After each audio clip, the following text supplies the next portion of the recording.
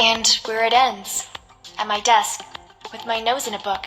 I was studying for the criminal psychology program entrance. Just as you may have assumed, I would like to become a police detective one day. Mom's not particularly thrilled, but still. In spite of everything, I've applied to the police academy. And I hope I'll be admitted.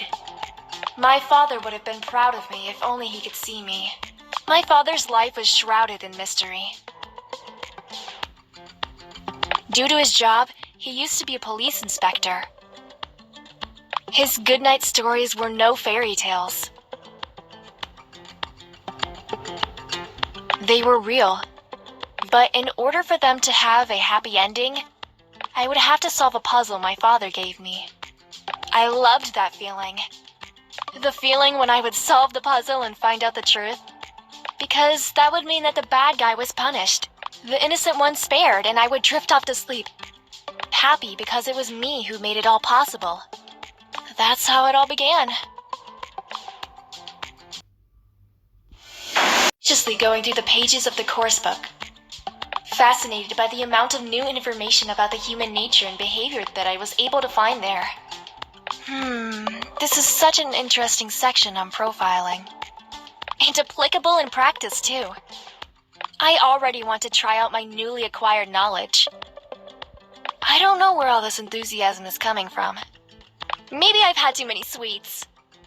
When you walk in the street, do you ever look up and notice the faces of the people going toward you? Do you ever wonder if they're happy or sad? Do others wonder what kind of secrets people hide?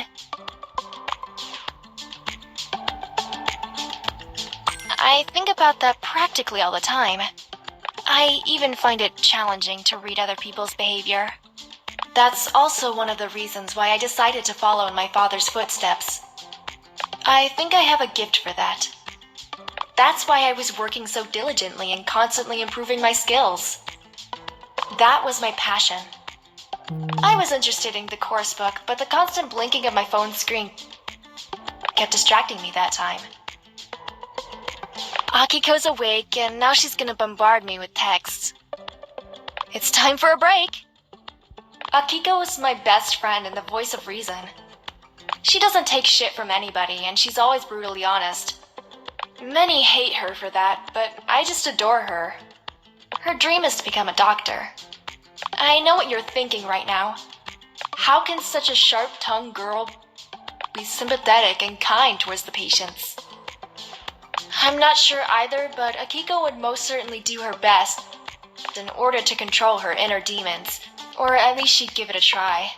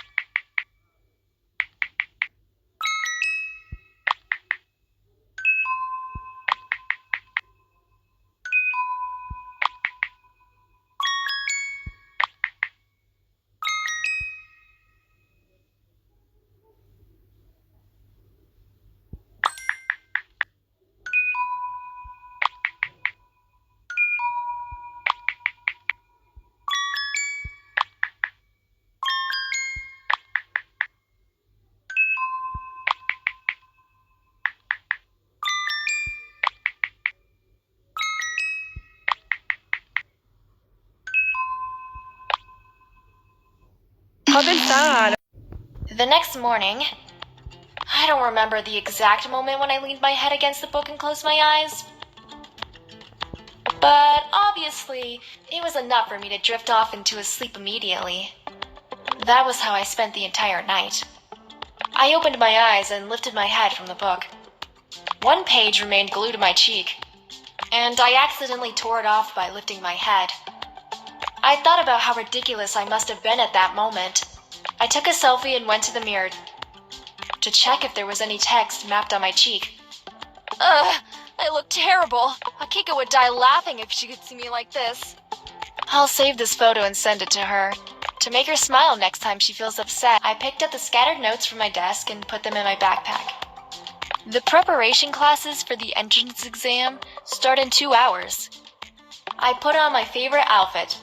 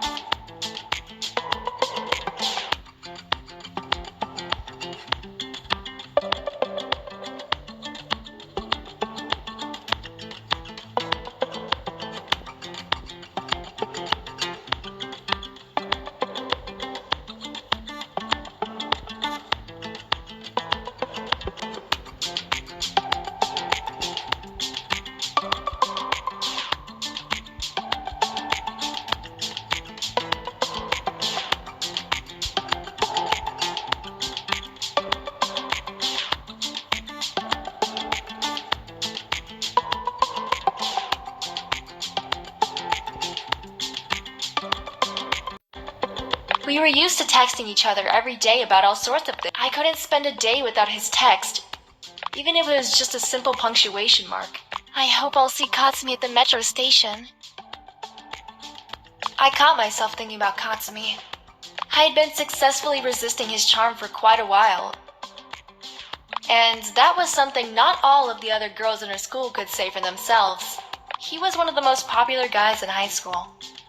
Who would have thought that a gamer and programmer could attract so much attention? But hey, for Katsumi, it was just a piece of cake. My phone then rang and brought me back to reality. Katsumi thought of me. I saw Katsumi's text on the phone screen and it lifted my spirits instantaneously.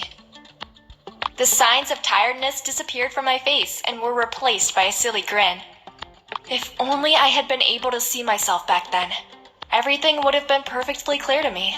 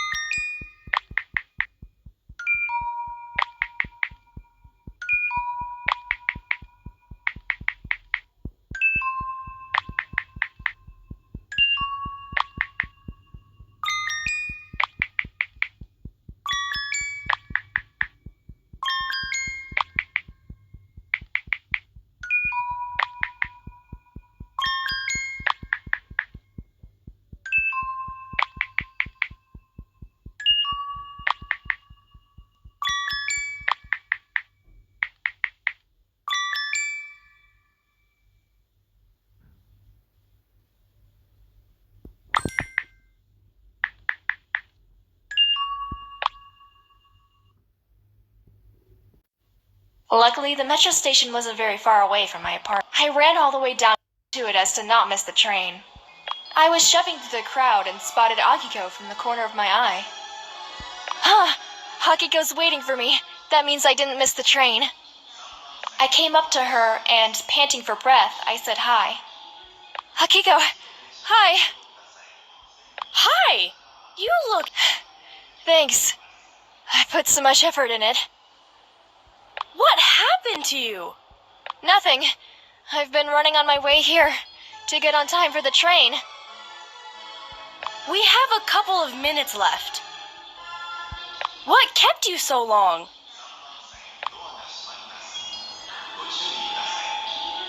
Katsumi kept me. He was at your place? God, no, we were just texting each other. Wow, how often do you guys do that? Every day. Be careful. You know he's honey-mouthed. And he was labeled as a womanizer in high school. Don't you worry about me, Akiko. Katsumi and I are just friends. He never tried anything in person, but yeah, I know how honey-mouthed he can get sometimes. I know that too. Sorry, what? Nothing. Akiko, in a way, brought me back to reality by saying that. At least she helps me stop thinking about my date with Katsumi. So I was finally able to focus on my exam. Suddenly, I felt a tremendous desire to see him and check if his behavior was really consistent with his words. What about you? How are your studies going? Pretty neatly, I guess. What I find the most difficult, though, is going to the hospital and dealing with the patients. Now you've got me laughing, Akiko. Akiko was going to the Facility of Medicine, and she was a great student. The thing that was bugging Akiko the most was that there were people in need of medical help, but they couldn't get it because of some other people who only thought they were sick and had enough money to pay the doctors. This may be a little weird to think, but that's Akiko and her perception of the world. No, I'm serious. I noticed that many of them suffer from hypochondria. You sound like a real doctor. But it's all happening to them because of the stress and the fast-paced lifestyle. Yeah, something like that. Hey, I almost forgot. Katsumi called me. He says he's going to the summer festival. The old crew's gathering again. What about the others? I noticed somebody's shadow falling over me. And I looked up at the person standing behind me. He had a foolish grin on his face. He slightly pulled a strand of my hair and sat right next to me. It was Rokuro. Hey girls, what are you plotting? Hi, Rokuro. You know me. I'm getting ready to make someone's life hell. Rokuro, Akiko's just joking. We're talking about the summer festival. And how that would be a perfect opportunity to get the high school gang together again. Rokuro went to my high school and he's always had a smiling face. The only thing that was getting on his nerves was injustice. It was no wonder he decided to study law and become a lawyer. Apart from that, he's really a sweetheart, until someone makes him mad. Count me in. It's not like I have something more important to do tomorrow. If only we could all be so carefree like you are. You're exceptionally lucky. I hate you, Rokuro. Thanks, Akiko. I'll take it as a compliment. Rokuro, where are you headed so early anyway? You going to college? No way! I'll show up there only when I have to take the entrance exam. You're lucky because you can be so relaxed about it. I'm already extremely anxious. You should really chill out a little. I know exactly how I'd relieve your tension. But I also know you'd turn me down.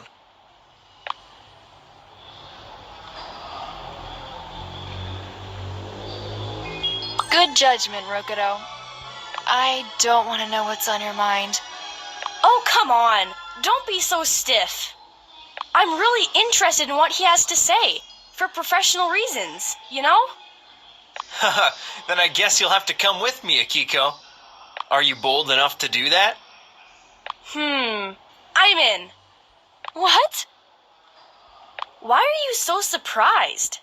You turned down the offer, but that doesn't mean I have to do the same. We can make a threesome. I have no intention of sleeping with you, Rokudo. Sex? You meant sex. You just couldn't say it out loud. Rokuro, come to think of it, I think she actually needs you more than I do. Please, do interfere. Stop screwing with me. I have way more important things on my mind right now. Stop pouting. I was just kidding you. As a matter of fact, I wanted to ask you to come with me to a tattoo studio. You're gonna get another tattoo? Yeah, the pain of getting a new tattoo will suppress all other feelings. In case you change your mind, you know where to find me. Makes sense. But tattoos are permanent, unlike feelings which are transitory. That's precisely what I wanted to say. I'll manage somehow. One day, everything will be over. As you wish, girls.